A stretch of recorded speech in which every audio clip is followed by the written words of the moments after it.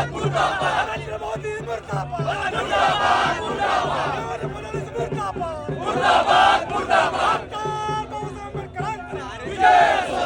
भाजपने दलाल नको, भाजपने दलाल नको, झूठे मारो सालों को, तानाशाही नहीं चलेगी, नहीं चलेगी, नहीं चलेगी, दादागिरी नहीं चलेगी, नहीं चलेगी, नहीं चलेगी, बाबा साहब के देश में जातिवाद नहीं चलेगा, नहीं चलेगा, नहीं चलेगा, बाबा साहब के देश में तानाशाही नहीं चलेगी, नहीं चलेगी, नहीं चलेगी।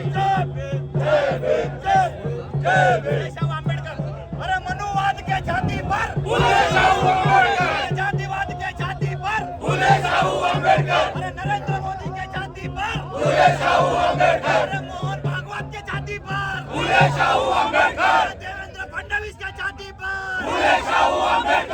बीजेपी गवर्नमेंट के छाती पर आरएसएस के छाती पर जातिवाद के छाती पर नरेंद्र मोदी के छाती पर देवेंद्र फडणवीस के छाती पर मोहन भागवत के छाती पर जागीरदार बाबासाहेब आंबेडकरांचा जय हो,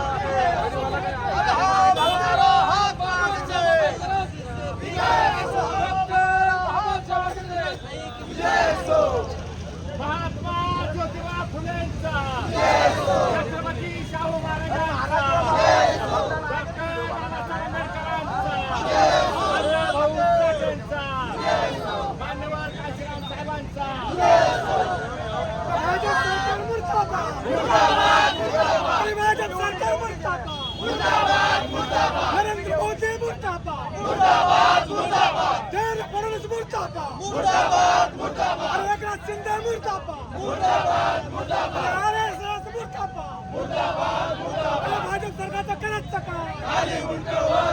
भाजप सरकारचा करायचं काय? डॉक्टर बाबासाहेब आंबेडकरांचा, डॉक्टर बाबासाहेब आंबेडकरांचा, अरे हम हमारा हाथ मांगते, किसी से भीख मांगते, अरे हम हमारा हाथ मांगते, किसी से भीख मांगते, अरे आरक्षणाच्या हक्काचं, नाही कोणाच्या बापाचं, नाही कोणाच्या बापाचं, अरे हम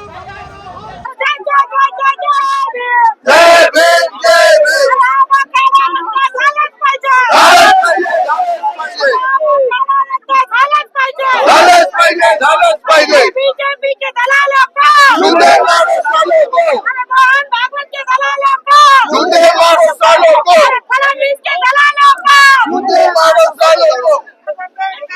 आज डॉक्टर बाबासाहेब आंबेडकरांनी संविधानाच्या माध्यमातून एसटी-एसटीचं जे आरक्षण दिलं होतं त्या आरक्षणावर घाला घालण्याचं काम हे बीजेपी सरकार हे आरएसएसचे लोक करत आहेत.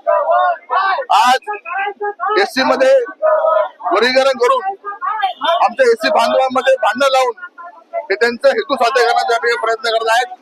परंतु एससी प्रवर्ग पूर्ण एससी प्रवर्ग 59 जाती आम्ही होऊ देणार नाही. आम्ही सर्वच्या विरोधात आहोत.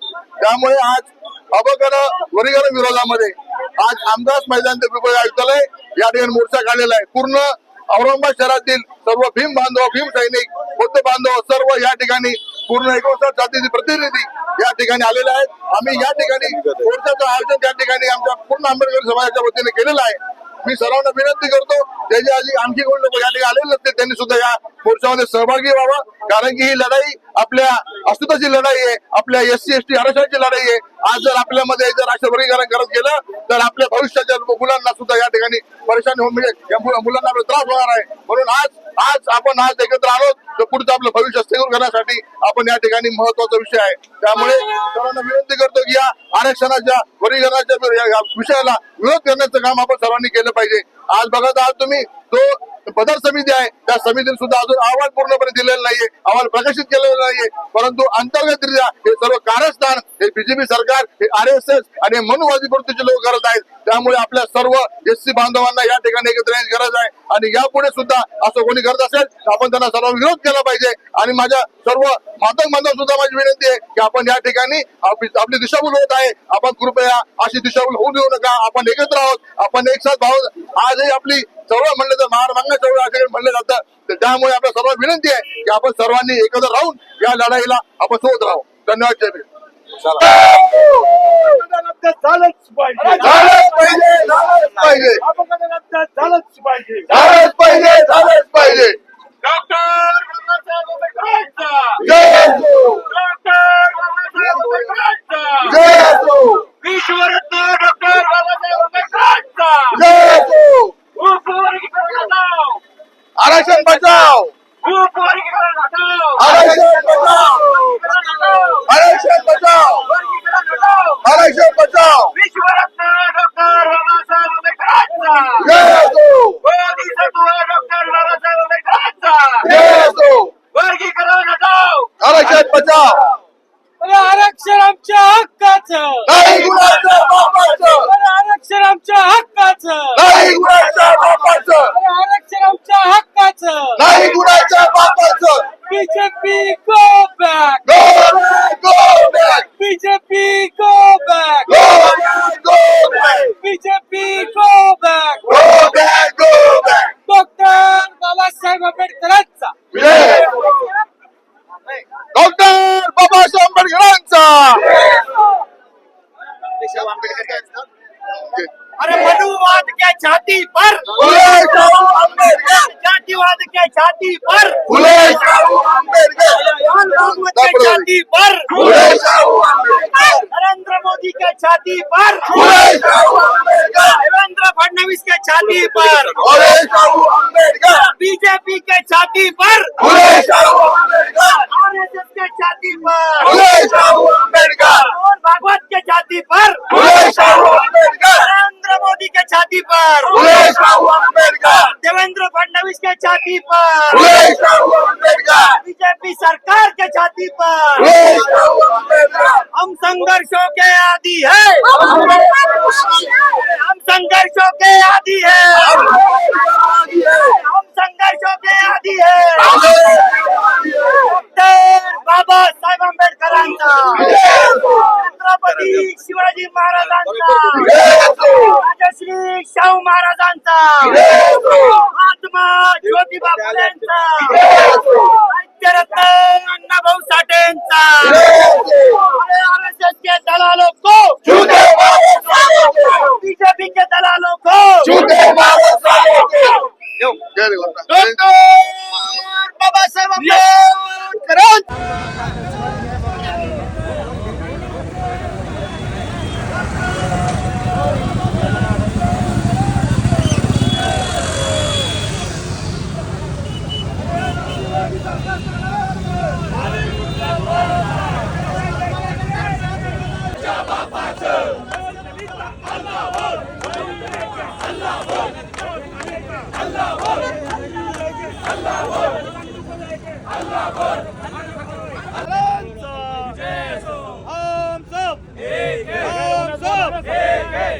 अरे आरक्षण आमच्या हक्काचं, अरे आरक्षण आमच्या हक्काचं, अरे होश पे आओ, होश पे आओ. मोदी सरकार होश पे आओ,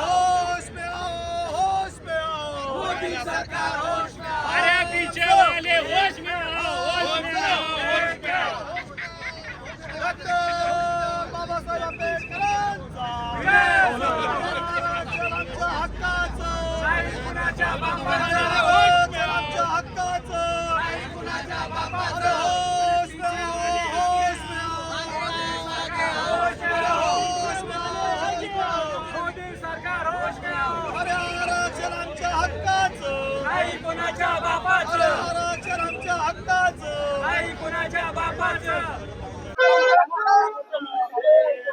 आज या ठिकाणी हमखास मैदान या ठिकाणी सर्व भीम सैनिक आलेले आहे. आज या मनुवादी सरकारने हा अबकचा जाती जातीचा भांडण लावण्याचा हा डाव टाकलेला आहे. हा मोडून काढण्यासाठी हे सर्व भीम सैनिक या ठिकाणी एकत्र आलेले आहे. आणि या मनुवादी सरकारचा आम्ही जाहीर निषेध करतो.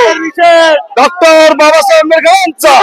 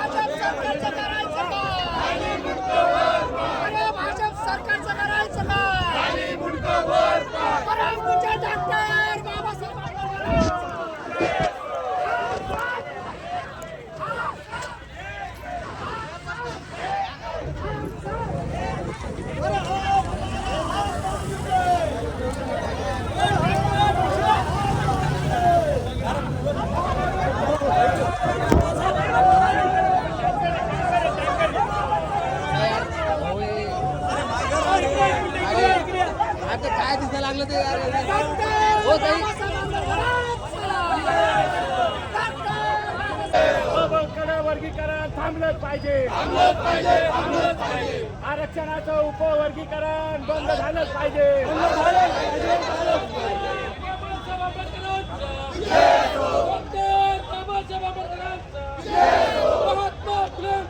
छत्रपती शिवाजी महाराजांचा शाहू महाराजांचा डॉक्टर बाबासाहेब आंबेडकरांचा अरे जोर से बोलो अरे हिम्मत से बोलो अरे ताकत से बोलो अरे जोर से बोलो डॉक्टर बाबासाहेब आंबेडकरांचा डॉक्टर बाबासाहेब आंबेडकर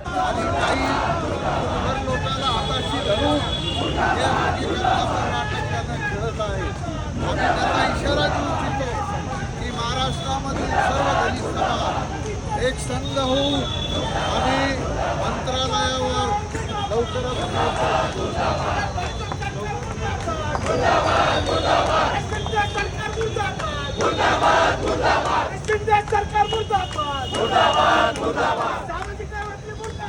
आणि म्हणून आमची मागणी आहे की अब करता जो आज प्रस्ताव आलेला आहे तो रद्द करण्यात यावा.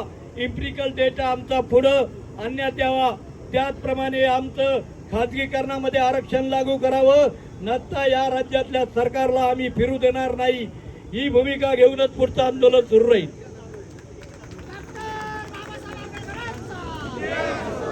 आपलं एक प्रमुख जे शिष्टमंडळ आहे दिनकर दादा हे सगळे निवेदन द्यायला गेलेत. रमेश दादा गायकवाडांना विनंती करतो सतीश भाऊ तुम्ही निवेदन द्यायला जा त्या शिष्टमंडळामध्ये. त्याच्यानंतर इथं रमेशभाई खंडागळे आलेत का?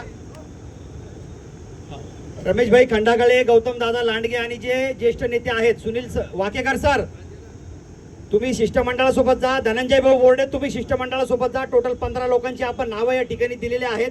एक शिष्ट आणि जर तो माणूस त्याग करेल तो माणूस बाबासाहेबांचा खरा अनुयायी होणार आहे. म्हणून मित्रांनो आपण एक संघ राहिलं पाहिजे. त्यामध्ये आपलं नुकसान नाही, आपलं साध्य आहे. 9% पर्यंत आपली बेरीज जाते. उद्या जनगणना जर झाली तर आपण 9 ते 9.5% पर्यंत येणार आहे. नुकसान आमचं नाही. पण जी लोक शिकलीच नाही आणि त्यांच्या जागा जर वर्गवारीमध्ये जर जाहिरात आली आणि त्या जाहिरातीमध्ये जर त्याला कॅपॅसिटीचे लोक जर भेटले नाही उद्या तर ते ओपनमधून जाहिरात दादा ते नुकसान होणार आहे. ते नुकसान त्या लोकांचं होणार आहे. ते नुकसान होऊ नये म्हणून आमचा हा मोर्चा आहे. कारण आम्हाला आंबेडकरांनी सांगितलेलं आहे की आपल्याला द्यायचं आहे. डॉक्टर बाबासाहेब आंबेडकरांनी सांगितलं तुम्ही देणारीच आहात, तुम्हाला लोकांना द्यायचं आहे. तेव्हा तुम्ही लोकांना देणं शिका आणि भांडणामध्ये वाद येऊ देऊ नका. जातीमध्ये वाद येऊ देऊ नका. आता दलित क्रांतीच्या काळामध्ये जवळजवळ सर्वच मराठवाड्यातले मातंग समाजाचे कार्यकर्ते आमच्यासोबत होते. पुरेच पोचराम कांबळे दादा तो 14 एप्रिल काढायचा आणि गावाच्या लोकांना ते फुटलं. त्याच्यानंतर त्याला सरण म्हणजे फास त्या काळामध्ये शेताला कुटुंब करण्यासाठी ते फास तयार करायचे त्याच्यावर टाकून जाळलं हो. पण तो जे बी मला मरता मला वैयक्तिक कुठलंही नुकसान होणार नाहीये. कारण आज महामानव डॉक्टर बाबासाहेब आंबेडकरांच्या विचाराची प्रेरणा घेऊन आपण सगळ्याच क्षेत्रामध्ये पुढे निघालेलो आहे. आपल्यातली अनेक माणसांची तर एवढी मानसिकता आहे की आम्हाला कुठल्याही आरक्षणाचा लाभ नकोय. त्याच्याऐवजी आमच्या इतर माणसांना जर काही मिळत असेल तर ते मिळालं पाहिजे यासाठी आरक्षण सोडण्याची तयारी सुद्धा आमच्या अनेक लोकांची आहे. परंतु हा लढा कशासाठी आहे तर या उपवर्गीकरणाच्या माध्यमातून नेस्तनाबूत करण्याचं षडयंत्र इथल्या व्यवस्थेने सुरू केलेलं आहे. कारण या देशातले जे शोषित पीडित वंचित घटक आहेत त्यांना डॉक्टर बाबासाहेब आंबेडकरांचा विचार कळायला लागलेला आहे. आज आपण बघतोय या देशामध्ये जे या व्यवस्थेच्या विरोधात आंदोलन होत आहे त्या प्रत्येक आंदोलनामध्ये बाबासाहेब आंबेडकरांचा फोटो भारतीय राज्यघटनेची प्रस्ताविका आज दिसू लागलेली आहे. आणि त्यामुळे तिथल्या सत्ताधाऱ्यांच्या पायाखालची वाळू घसरायला लागलेली आहे. आणि त्यांना निश्चितपणे ही खात्री आहे की आपण जे गाजर दाखवतो हिंदू राष्ट्राचं ते गाजर मोडून खाण्याची तयारी इथल्या शोषित पीडित वंचितांनी केलेली आहे. आणि म्हणूनच महारांनंतर मातंग असेल चर्मकार असेल हा जो काही बुद्धाच्या वाटेकडे निघालेला घटक आहे याला कुठंतरी थोपवलं पाहिजे. आणि हे थोपवण्याचं काम केवळ धर्माची गुंगी आणूनच केलं जाऊ शकतं. आणि म्हणूनच फोडा आणि राज्य करा ही जुनी नीती या ठिकाणी अवलंबण्यात आलेली आहे. आमच्यातल्या अनेक लोकांना वाटतं की अमुक माणूस आमदार झाला, खासदार झाला, मंत्री झाला की आमच्या समाजाचे प्रश्न सुटणार आहेत. परंतु सत्ताधाऱ्यांच्या ताटाखालचे मांजर झालेले कुठलेच माणसं तुमच्या आमच्या माणसांना न्याय देऊ शकत नाही.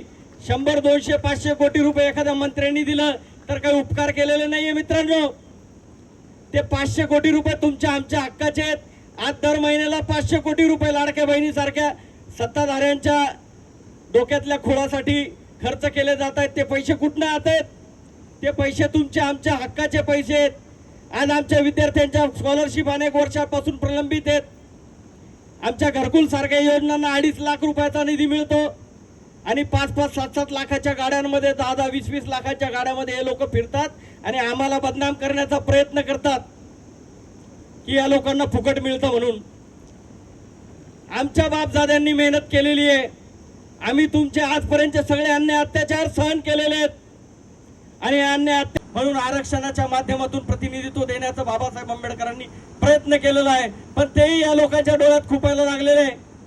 कारण रिझर्वेशनच्या जागेवरती जेव्हा आमचा मुलगा एखाद्या परीक्षेमध्ये जातो तर रिझर्वेशनचं तर सोडा, पण ओपनच्या सुद्धा जागा घेण्याची ताकद आमच्या पिढीमध्ये आज आलेली आहे आणि हेच यांच्या डोळ्यात खुपायला लागलेलं आहे. माझी या ठिकाणी जे काही तरुण मंडळी बसलेली आहेत त्या सर्वांना नम्रतेची विनंती आहे की जो पॅन्थरचा धाक होता, जो पॅन्थरचा दरारा होता, तो जर आपण टिकवू शकलो नाही, तो जर पुढे नेऊ शकलो नाही, तर आपल्यातल्या काही भांडगोळांना सोबत घेऊन इथले सत्ताधारी तुमच्या आमच्या समाजाला विकायला निघालेले आहेत. त्याच्यामुळे अशा कुठल्याही पुढाऱ्यांच्या नादी लागू नका. तुम्हाला आम्हाला रस्त्यावरचं आंदोलन केल्याशिवाय आजपर्यंत काहीच मिळालेलं नाहीये. तर वर्गीकरणाचा हा लढा देखील तुम्हाला आम्हाला तीव्र आंदोलनाने मार्गी लावावा लागणार आहे. कारण असले मोर्चे, आपण जे मोर्चे काढतो ना, लाखोच्या संख्येने मोर्चे, या मोर्चातल्या 10-20 पुढाऱ्यांना कसं मॅनेज करायचं ते इथल्या सत्ताधाऱ्यांना माहिती आहे. कारण आपण अनेक मोर्चे या शहराने पाहिलेत, तुमच्या आमच्या न्याय हक्कासाठी लढलेले. कुठल्याही एकाही पुढाऱ्यांनी 2, 5, 10, 20 हजार लोक आणलेले नाहीये. कुणी कुठल्याही 10-20 हजार लोकांची सोय केलेली नाहीये. इथला मोर्चेकरी हा प्रत्येक स्वतःच्या खर्चाने आणि स्वतःच्या हिमतीवरती या आंदोलनामध्ये सामील होत आलेला आहे. त्याच्यामुळे कुणाला जर वाटत असेल की आम्ही मोर्चापासून किंवा एखाद्या प्रश्नापासून बाजूला राहिलो तर तो प्रश्न तसाच प्रलंबित राहील किंवा लोक रस्त्यावर येणार नाही, या भुलेमध्ये राहू नका.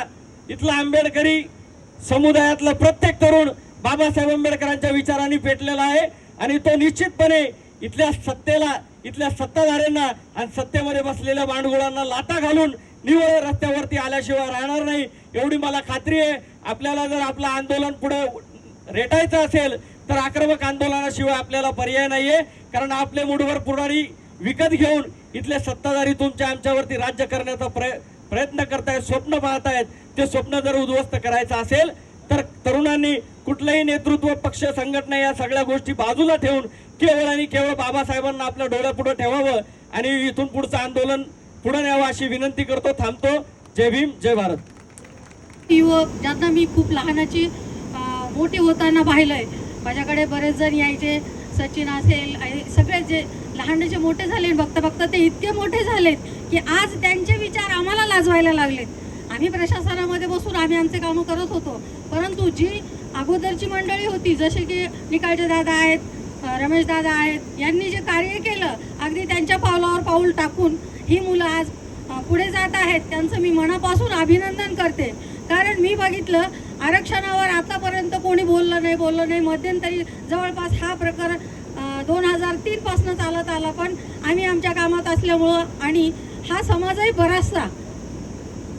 बराचसा समाज पक्षाच्या मागे धावत असल्यामुळे झोपला होता आणि तो अचानक आता जागा झाला. परंतु हे मुलं बऱ्याच दिवसापासून स्टडी करतायत आणि त्यांचा स्टडी मी 1-2-3 मीटिंगला गेले तो बघितलेला आहे. खरोखर आज ही नवीन पिढी आहे, अमित भुईगड असेल किंवा आता हे जर सगळेच नवीन पिढीचे जे आहेत यांनी खूप चांगलं कार्य करत आहेत. परंतु बंधूंनो, माझी एक सगळ्यांना विनंती हीच राहणार आहे, प्रवीण जाधवनं सांगितल्याप्रमाणे तुम्ही पक्षाच्या मागे धावत आहात. ज्या लोकांनी तुम्हाला जवळ केलं त्यांच्या पाठीमागं तुम्ही धावत असल्यामुळे तुम्ही बरेचसे आपापल्या घरट्यात बसलेले आहात. आज फक्त दिसले, ज्या वेळेस आपला मोर्चा निघाला तिथून निघताना आपले सगळे पक्ष संघटनेचे लोक दिसले. पक्ष संघटनेचेच लोक समाजाला पुढे नेणार आहेत हे मात्र निश्चितच आहे. परंतु तिथूनच बरेचसे परत गेले, कारण त्यांना त्यांच्या पक्षाच्या लोकांनी त्यांना हे केलेलं असेल. पण बंधूंनो, तुम्ही जिथं कुठे राहाल, आम्ही तेच केलेलं आहे. मी प्रशासनात काम केलेलं आहे, आम्हाला भरपूर प्रेशर असायचं, परंतु आम्हाला जे काम करायचं ते आम्ही आतून काम करत असायचो. तसेच तुम्ही कुठल्याही पक्षात काम करा, सत्ताधाऱ्याकडे करा, कारण आपल्याला सत्तेशिवाय पुढे जाता येणार नाही.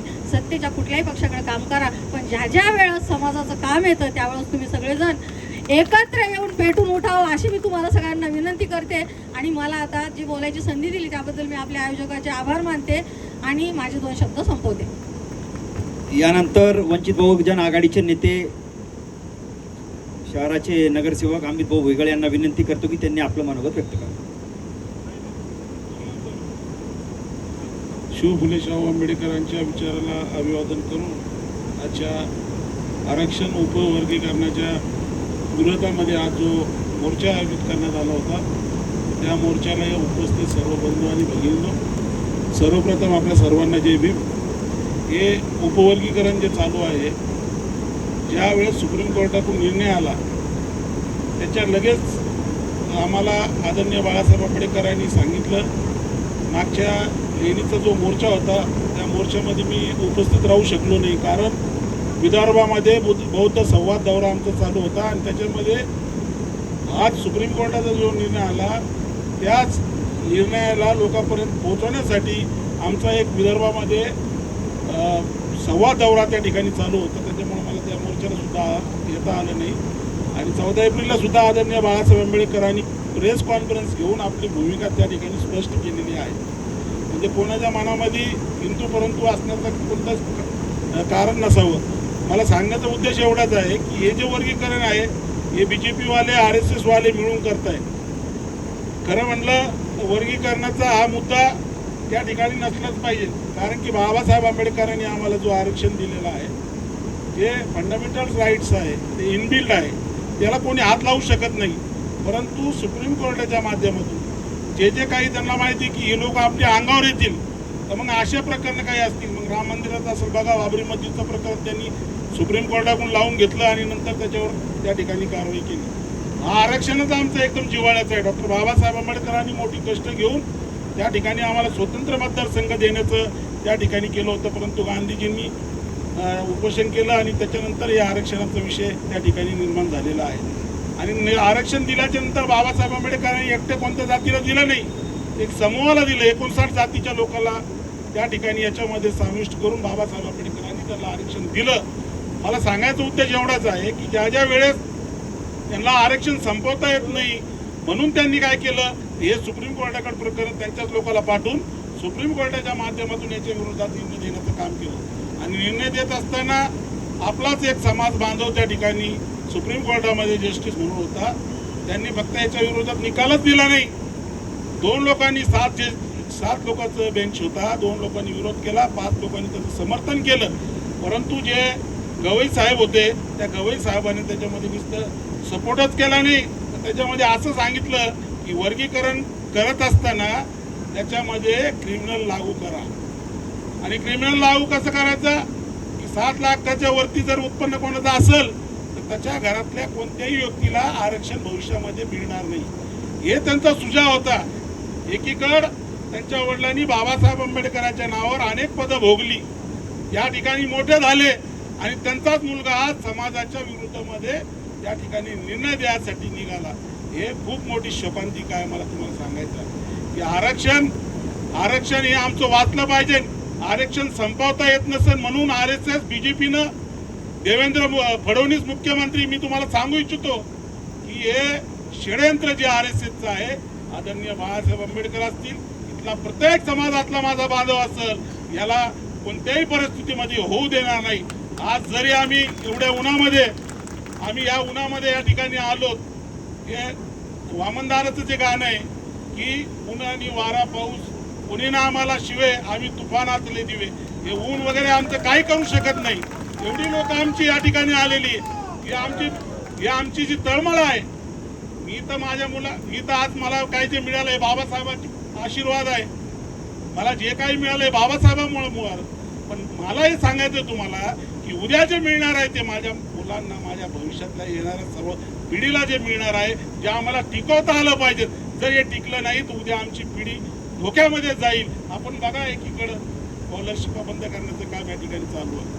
आमच्या लोकांना नोकऱ्यांनी आता जिकडं तिकडं नोकऱ्याचा प्रश्न नाही, सगळं खाजगीकरण करण्याचं काम या ठिकाणी केलं. आणि म्हणून मला आपल्याला सांगायचं आहे की एकत्र येऊन हा लढा मोठ्या ताकदीनं आपल्याला लढावा लागेल. येणाऱ्या काळामध्ये बदर समितीने जो अहवाल केला तो सार्वजनिक केलेला नाहीये. खरं म्हटलं एका माणसाचा जो अहवाल आहे तो सार्वजनिक करायला पाहिजे नव्हतं. सर्व लोकांना माहित होतं की 14 एप्रिल या महाराष्ट्रातली जगात देशामध्ये मोठ्या ताकदीनं साजरी केली जाते. लोक 1 तारखेपासून फक्त 15 तारखेपर्यंत या सर्व जयंतीच्या याच्यामध्ये व्यस्त असतात आणि गपचीप त्या ठिकाणी 15 तारखेपर्यंत तुमचं म्हणणं काय, तुमचं मत काय त्याच्यावर मांडा, अशी त्या भूमिका जी शासनाने घेतली, मी शासनाचा मी निषेध करतो. कारण अशा वेळेस नंतर त्यांनी 30 तारीख वाढून दिली, परंतु मला सांगायचं आहे की जे छुपे कामं जे करण्याचं RSSची जी नीती आहे, या RSSला बी आम्ही आवाहन करतो की बाबासाहेब आंबेडकरांनी संविधान दिलं, संविधानाला मानणारे आम्ही लोक आहोत आणि वेळ प्रसंगी पडलं तर भीमा कोरेगावची अवलाद सुद्धा आम्ही आहोत. वेळ प्रसंगी तुम्हाला तुमची जागा दाखवून देऊ. मला एवढंच या ठिकाणी सांगायचं आहे. इथं जमलेल्या प्रत्येक माझ्या माता भगिनी आणि भावांनो, आपण सर्वजण या ठिकाणी या मोर्चाला आलात, मोठ्या ताकदीने या ठिकाणी जमलात. मी आपल्या सगळ्यांचं आभार व्यक्त करतो, धन्यवाद मानतो. आणि हे उपवर्गीकरण जे या ठिकाणी करण्याचं जे घाट घातलेलं आहे, त्याच्या विरोधामध्ये हे सर्व समाज कायम त्या ठिकाणी राहील. एवढंच बोलतो आणि थांबतो. धन्यवाद. जय भीम. ताई 2 मिनिटं बसून घ्या. शेवटचं भाषण आहे आपलं. दिनकर दादा बोलणार आहेत. 2 मिनिटं बसून घ्या. माजी नगरसेवक कृष्णाभाऊ बनकर आहेत. समोरही काही वक्ते बसलेले, वरती विजयभाऊ बचके, विशाल इंगळे, अनेकांना बोलता येतं. सगळेच अभ्यासू कार्यकर्ते, पण वेळेअभावी आपण प्रत्येकाला संधी देऊ शकत नाही. यानंतर मी आणि प्रथमतः एवढ्या रखरखत्या उन्हामध्ये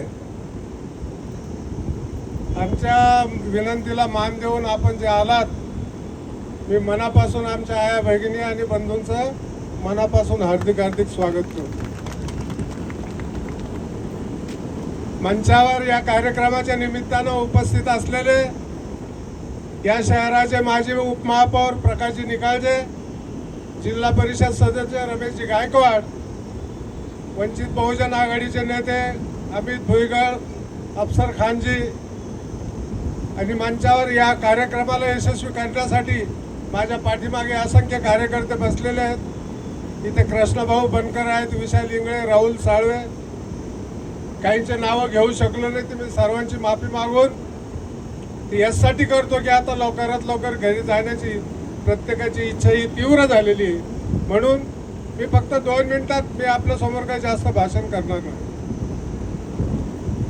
कारण इथं बसलेला प्रत्येक माणूस आणि माझ्या पाठीमागचा प्रत्येक माणूस हा वक्ता जाईन भाषण देणार आहे.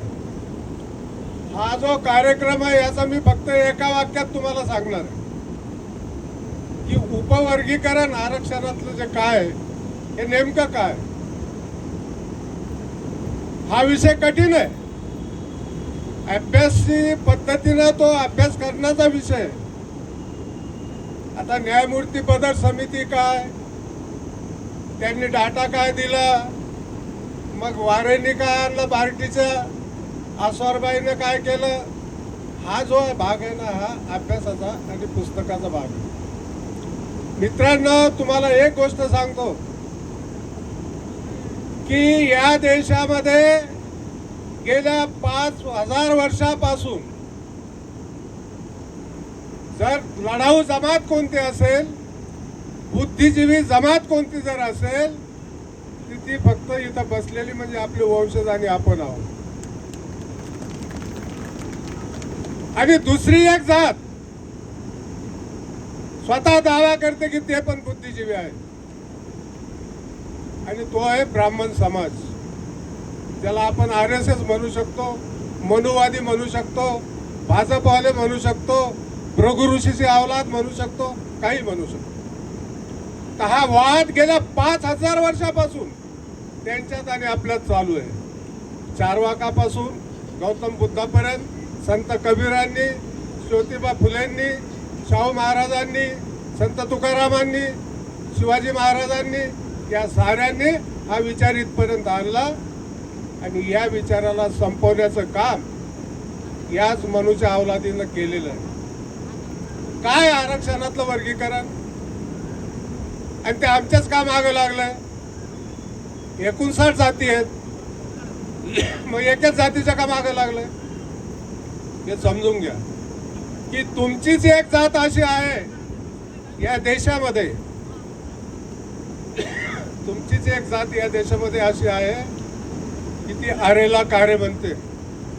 त्यांना सांगितलं या दगडात देव आहे, तुम्ही म्हणता नाही. तुम्हाला सांगितलं 33 कोटी देव आहे, तुम्ही म्हणता अजिबात नाही. म्हणजे जो जो बामन सांगेल त्या गोष्टीला नकार देण्याची हिंमत बौद्धिक पातळीमध्ये आपल्या आलेली हे लक्षात ठेवा. आणि मग आज हिंदू राष्ट्र निर्माण करायचंय. नेहमी पाहता मनोहर भागवत काय बोलतो, मोहन भागवत, मोदी काय बोलतात, शहा काय बोलतात. हिंदू राष्ट्र निर्माण करायचंय, पण आम्ही म्हणतो की बुद्धाकडे चला.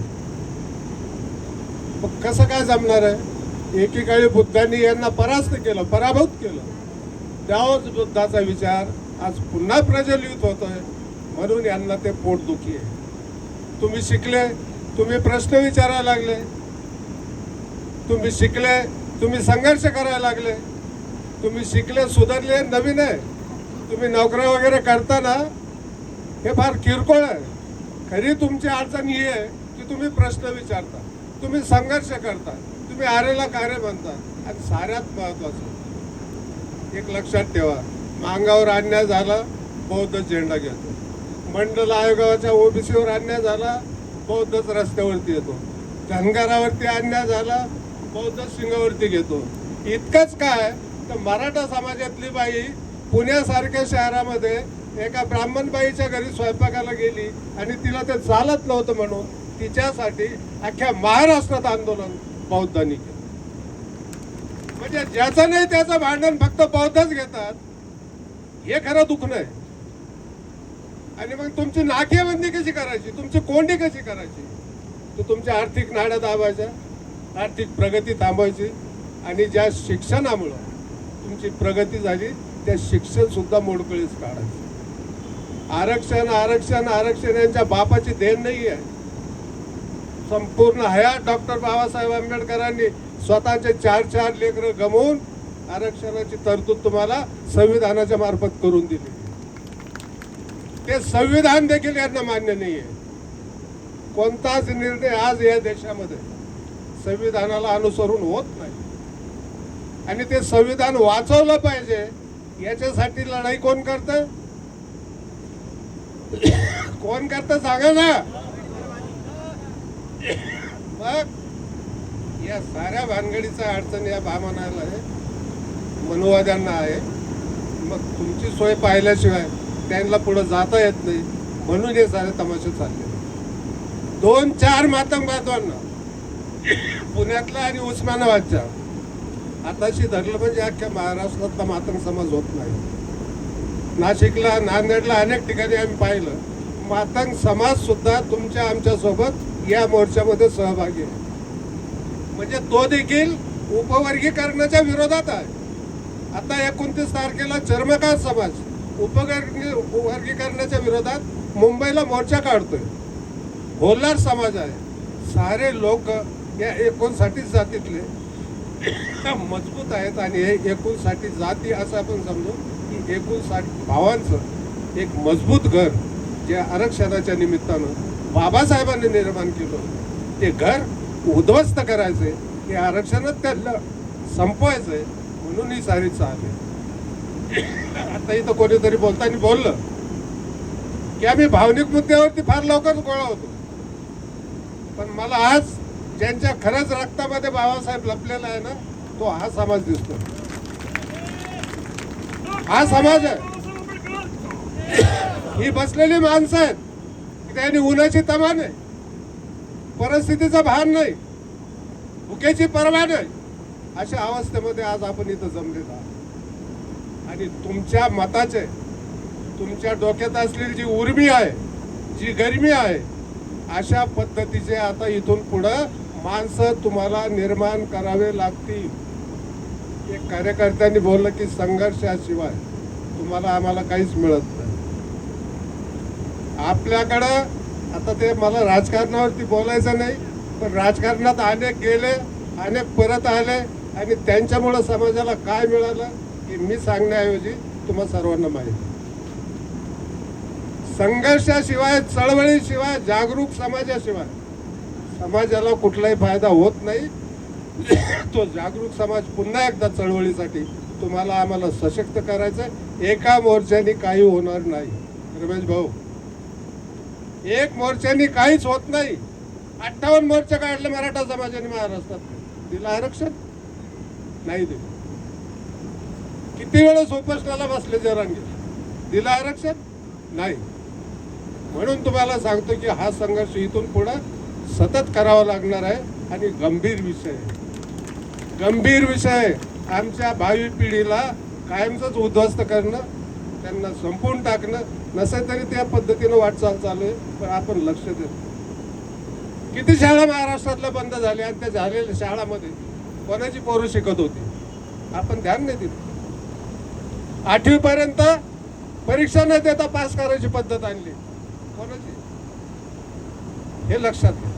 अशा अनेक गोष्टी या महाराष्ट्रामध्ये घडत चालल्यात आणि आता हेच आपण समजलं पाहिजे की आपल्या विरोधात काय काय घडतंय. मी आता इथं अधिक जास्त न बोलता मी एवढंच म्हणेन की जागरूक मित्रांनो, जेव्हा जेव्हा चळवळीची हाक येईल ती वैयक्तिक माझ्यासाठी नसते, यांच्यासाठी नसते, त्यांच्यासाठी नसते, ती समाजाच्या सामाजिक प्रश्नासाठी असते. आणि त्याच्यासाठी जर तुम्ही आज संघर्ष केला, आज जर लढाई केली तर भविष्य उद्याचं भावी पिढी जगते. मागच्या आपल्या पूर्वजांनी, बाबासाहेबांनी असेल आणखी त्यांनी लढाई केली म्हणून तुम्हाला मला सोन्याचे दिवस आहेत. आपल्या पिढीला पुढच्या सोन्याचे दिवस यायचे असतील ते याचे काही रिझर्वेशन आहे. आणि एकच शेवटची गोष्ट सांगतो, 1 मिनिट. बापाची अवलाद एक गांडू निघते, एक नपुसक निघते आणि एक शूर निघते, हे ध्यानात ठेवा. आणि त्याच मुलाचं नाव होतं जो आपल्या बापाने कमावलेल्या संपत्तीला जपून ठेवतो.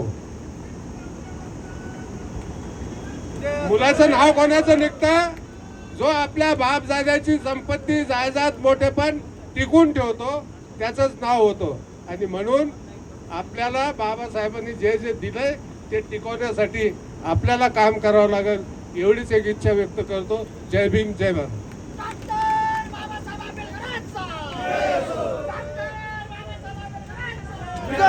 इथे आलेल्या